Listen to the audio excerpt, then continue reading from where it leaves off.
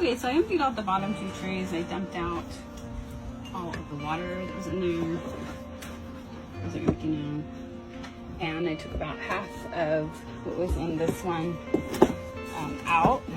So I left about half of what was in there just because there are worms. I want to leave some worms in there.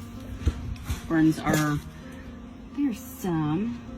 are basically self-regulating populations, so if there's more resources, then they make more.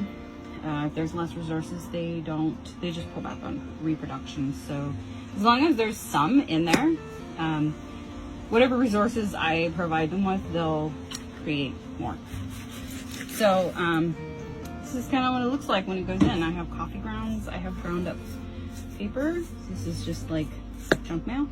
Some green tomatoes. So it's just kitchen scraps. And I even have the bag, coffee filter bag. So now it's all put back together. I didn't really mention before, but each of these bins, I drilled a bunch of holes in so both water can drain out, and that's why they don't drown up in the top trays, and so that they can also migrate from one tray to the next. So there weren't very many in that not bottom tray, but the second one with really decomposed matter, because there wasn't as much food in there for them.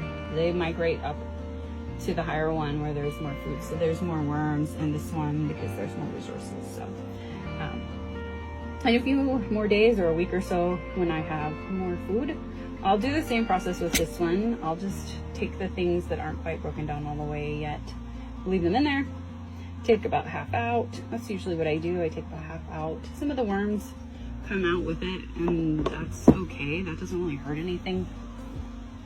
Like I said, I put them in my compost pile, so that's just increasing the population of worms in the compost pile, and that just helps to break everything down faster. So that's the whole setup.